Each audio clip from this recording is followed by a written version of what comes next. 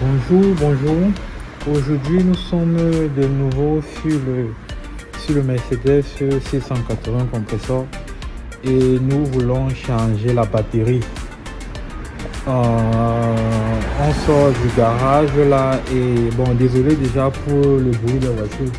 Le lieu n'est pas approprié, mais le truc c'est pour trouver un espace fermé avec la température qui se vit actuellement, c'est un peu compliqué. Bon, le seul espace fermé que j'ai pu trouver, c'est un centre commercial dans les environs.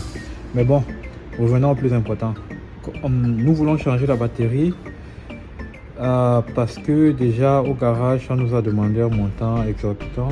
Du coup, connaissant d'où je viens, où j'ai grandi, c'est pas quelque chose de très compliqué parce que j'avais l'habitude de le faire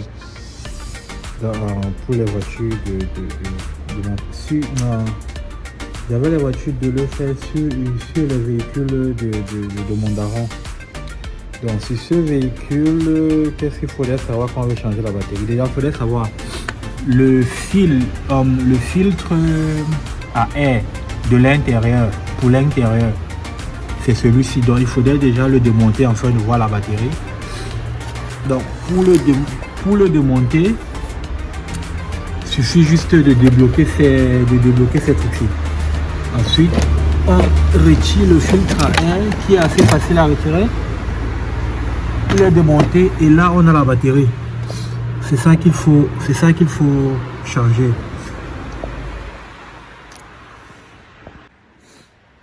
Voici notre nouvelle batterie. Moi je l'ai acheté directement dans un garage.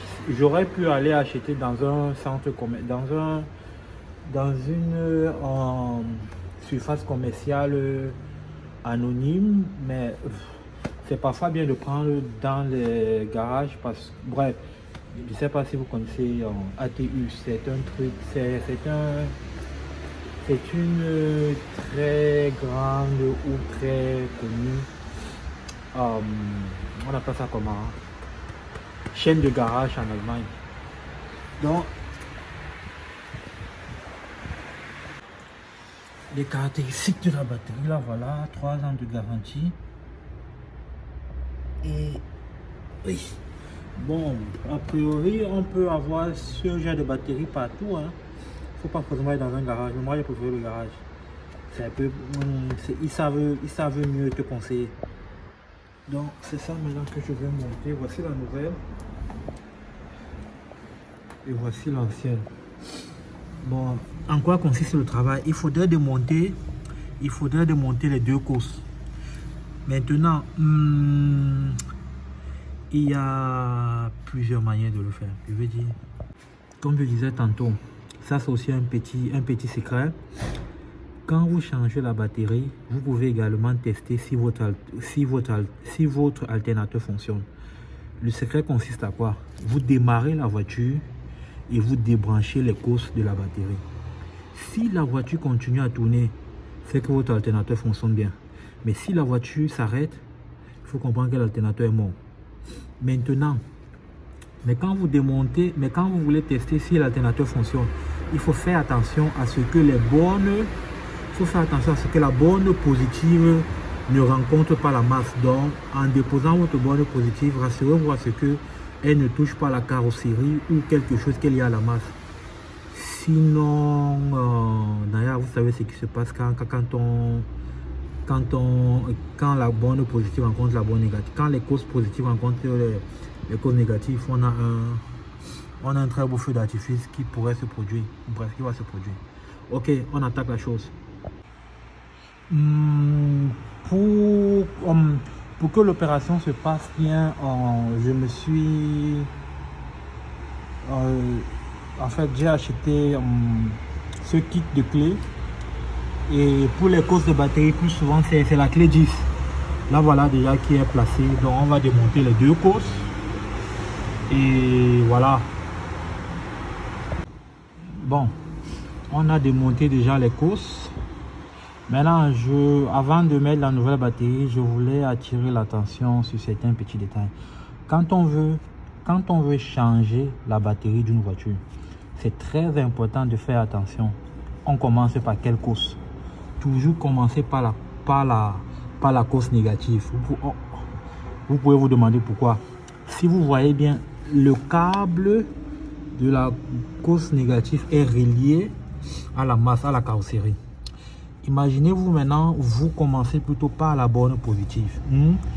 Et en déposant la borne positive, je ne sais pas trop, par hasard, elle touche peut-être la masse, ou peut-être la clé avec laquelle vous avez démonté est longue et votre clé touche la masse. Donc vous allez relier la borne positive à la borne négative et vous aurez encore des feux d'artifice. Et cela est également valide quand vous voulez renforcer la batterie. Quand on veut renforcer la batterie, il y a également en fait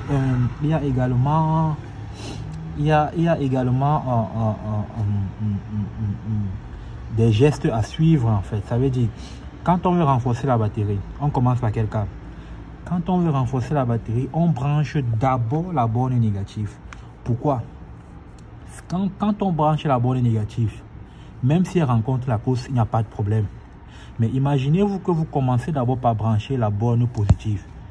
Et vous avez le câble, de la borne positive à main.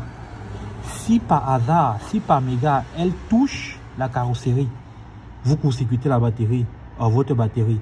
Et vous allez également avoir un feu d'artifice. Donc, quand vous voulez renforcer la batterie, d'abord relier la borne négative. Parce que même si elle touche la carrosserie, c'est négatif, il n'y a pas de problème. Mais si la borne positive rencontre la carrosserie, vous aurez un très beau feu d'artifice. Donc c'était un petit détail à savoir comment je renforce la batterie ou comment je démonte ma batterie. Avec quel geste vient avant l'autre. Bon, on continue, on enlève la batterie, on met la nouvelle et on referme. Bon, chez Mercedes, rien ne se passe vraiment comme prévu. Chez Toyota, le système de Toyota, il bloque les batteries avec une barre de fer plus souvent qui vient là comme ça au-dessus de la batterie. Mais chez Mercedes, c'est différent. En fait, quand j'ai démonté les côtes, j'ai essayé de tirer, ça ne sort pas. Et si vous n'êtes pas malin, vous risquerez, vous allez vous éterniser à vouloir démonter ça. En fait, Mercedes a un système. Il bloque, vous voyez, cet écrou là, cette vis là, et il y a également sa soeur ici. En fait, c'est ça qui maintient la batterie. C'est ça qui maintient la batterie, c'est que la batterie ne bouge pas. Si vous ne la démontez pas au préalable, changer la batterie, c'est mort. Donc c'est ça en fait qui m'a perdu le temps. J'étais obligé de chercher le matériel. Comme on dit, au grand problème, de grands moyens, je suis allé prendre le matos. Je suis allé prendre le matériel et je m'y mets là rapidement. Bon, on a pu démonter la barre de fer. Voici la barre de fer qui dérangeait. En fait, elle est placée de la sorte là en bas. Et c'est elle est placée de la sorte en bas sur ces deux trucs-ci. Et c'est eux qui bloquent la batterie, qui empêchent la batterie de se déplacer. Maintenant, ici aussi, vous avez le tuyau de respiration de la batterie. Ça aussi, il faut retirer. Donc, les coups sont déjà retirés. Il ne manque plus qu'à tirer la batterie et voilà. Bon, on a démonté l'ancienne. C'est un peu sale ici, mais bon, on ne mange pas la là. Donc, là voici, borne négative, borne positive. Et le dispositif de cale de Mercedes, comment ça fonctionne? En fait, voici comment il est placé. Donc c'est ça en fait qui empêche et c'est vissé de part et d'autre de la batterie. Et c'est ça qui empêche la batterie de bouger. C'est la solution que Mercedes a trouvée pour pallier au problème des batteries qui font le sport dans la voiture. Donc on remonte ça vite fait. Bon, voici le tuyau qui permet à la batterie de respirer. Donc il faut l'installer. Si vous voyez de part et d'autre de la batterie, il y a des trous. Donc il faut l'installer. C'est pas si compliqué que ça. Donc on l'installe là. C'est censé entrer là. Attendez. Le tuyau a été installé. Le tuyau a été installé. Mais bon, ça c'est juste la sortie. Donc c'est comme un rallonge en fait du trou. Donc voilà le rallonge qui a été installé. Mais sinon le tuyau lui-même, le voici ici. Donc on va le connecter à cela pour que la batterie puisse respirer. Donc c'est ce qu'on fait. On s'attaque à ça. Et oui. Bon. Tout a été changé. Voilà la nouvelle batterie qui est montée. Les fixations sont posées. Maintenant, bon, au pays, on ne faisait pas ça. Je veux dire, quand je changeais les batteries sur les voitures au Cameroun, on ne faisait pas ce que je vais vous montrer. Mais ici,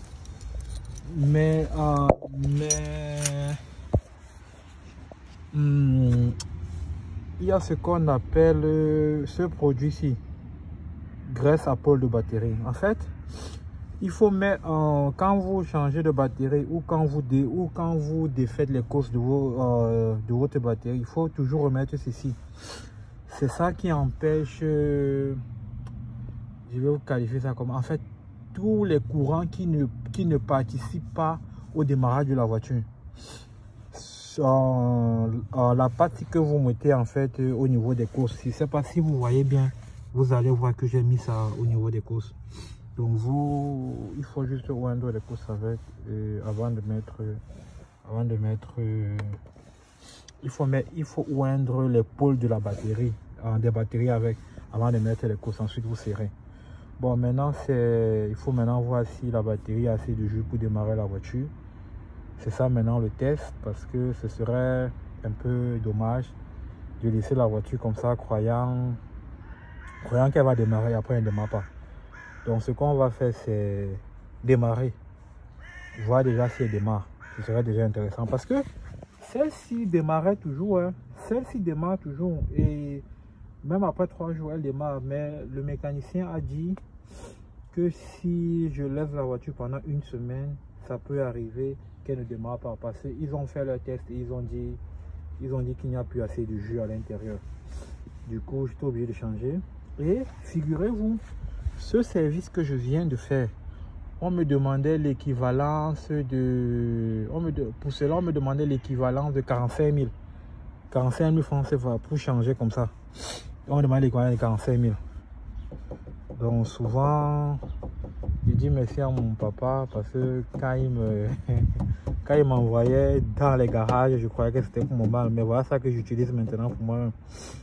Donc on démarre et je vous fais la vidéo de fin. La voiture a démarré sans problème. Donc les côtes sont serrées, le moteur tourne comme il faut. Maintenant il faut juste remettre le filtre à air et ça va. Donc voilà 45 000 qu'on a économisé. Bon, j'espère vous avoir appris quelque chose, que à travers cette vidéo vous pourrez vous-même changer votre batterie un de ces jours si l'occasion se présente. Parce que laissez-moi vous dire, c'est pas dans les garages, ils se font un argent sucré dedans. Bon, je tiens à rappeler que c'est à vos risques et périls. Je veux dire, je ne suis pas responsable si quelque chose se passe quand vous faites. Mais si vous voyez comment j'ai fait, a priori c'est censé marcher. Mais bon, à chacun ses trucs, parce que à certains moments, il faut vraiment s'y connaître un peu comment éviter les trucs. Bref, il faut avoir ce skill. Bon, ce fut un plaisir et à la prochaine. Abonnez-vous.